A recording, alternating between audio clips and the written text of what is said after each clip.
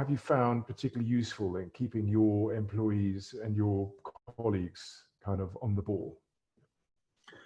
Well, what's worked very well for us is check-ins. And again, we got to be very careful with this. It can't be a check-up. It needs to be a check-in. And you know, when we do our check-ins, one of the first things that we did was we don't necessarily talk about the work that we did for the day or the work that was supposed to be completed for the day, but I very deliberately start the conversation with what the guys have been doing for the day. You know, not necessarily you know, what a report or assignment or whatever else you've done, but what else did you do? You know, did you help your daughter with the maths? Did you finish that last stage of call for duty? You know, did you finally fix the lawnmower to? Did your wife finally convince you to fix the lawnmower to cut the grass? You know, so that variation, and at the beginning of the conversation, believe it or not, there was one or two guys that didn't really talk much about it, but it almost got to a point where they felt like they needed to do something else just so that they could bring it up in conversation later. You know, so that could be something that's quite useful. It's something that it's definitely something that's been useful for us when we do our check-ins, to be able to touch base with the guys and find out how their day's been, what they've been up to for the day, and sort of providing a little, so they can provide a little bit of variation in their day as well. And it's not just necessarily work all the time. Yeah, so that's been something that's worked quite well for us. Great.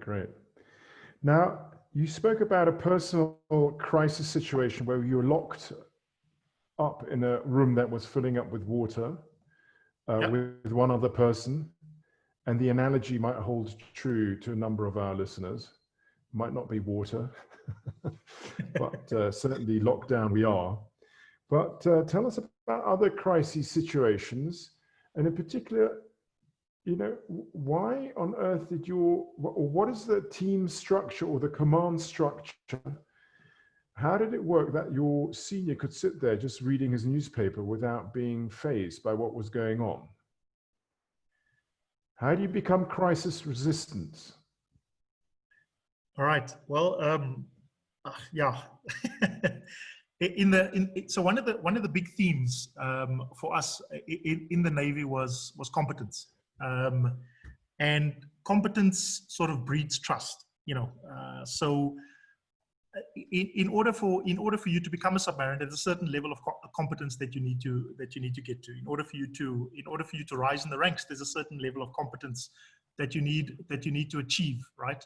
So your seniority level or your rank that you have comes with a certain amount of inherent trust built on the confidence that you've shown while getting to that particular position, right? So in this position that I was in, for instance, just having a look across the room with the water filling up, I mean, I can't begin to tell you the amount of anxiety that you feel at that point in time while the water's rushing in. But having a look across the room and seeing my senior auxiliary watchkeeper sitting there, cool as a cucumber, it immediately calmed me down, because I realized that there's a certain level of competence that comes and trust that came from the guys that are busy dealing with the situation, for instance. So you know that those guys dealing with the situation, they know what they're doing, because they wouldn't be on the boat if they didn't. You know that the guy sitting across the room is sitting with his feet up. He's calm and composed because there's a certain level of competence or a certain level of trust that he has in the rest of the team that's dealing with the situation as well, or that he might previously have dealt with something like this before. So that calmness and trust that he displayed immediately allowed my anxiety levels to drop down as well, right? And that was quite key in that particular situation. But speaking in a general sense, as submariners and as the crew on board that boat, there was quite a few situations that we got into where the competence of our senior officers allowed us the luxury or allowed us the luxury of having complete trust in them. And one of the situations was when we were actually doing an exercise called replenishment at sea. So replenishment at sea is when you have, obviously with a submarine being constrained in space, there's obviously constraint with resources as well, right? So after you've been at sea for 30 or 40 days, you could potentially end up with the situation where you need to get certain resources replenished, where it could be fresh water, it could be food, it could be ammunition, It could be a number of things. But be it as it may, we were doing an exercise, replenishment at sea. And what this exercise requires is that it requires another boat, another ship, to literally come alongside the submarine, for the two teams to then rig a pulley system between the ship and the boat itself, and then for you to be able to, you know, sort of reel the resource from the one ship onto the boat. And where we hit a bit of a snag was that we were busy replenishing at sea, and as we were busy transporting one of the crates that was coming across, I think at the time it was actually beef, but it could have been anything. It could have been ammunition, it could have been underwater landmines, it could have been anything. But be it as it may, while we were doing this exercise, one of the ropes actually broke, right?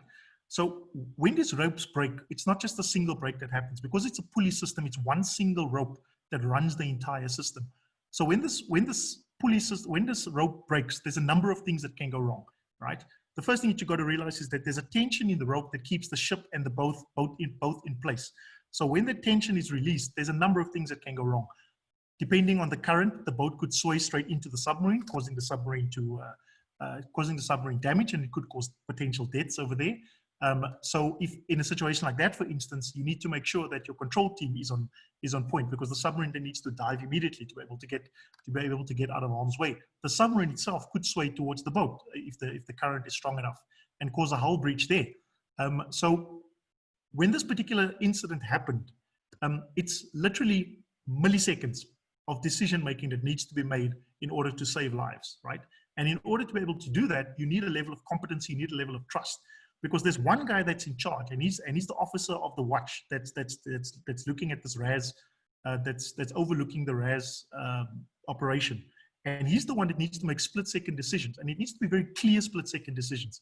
So it needs to be very clear that the forward seaman needs to release the line, or the aft seaman needs to cut the line to the hatch. You know, it needs to be very, very clear. It needs to be very, very quickly, and you need to trust that not only does he have the competence and skill to be able to make that decision based on his training and honing his instinct, but it also needs to be the rest of the team that needs to have that competence and skill as well to be able to execute within those milliseconds. Because it's no good you're giving somebody a command and it's the perfect command at that particular time, but they can't execute the skill. So that's where the level of trust and competency becomes quite critical in that particular situation.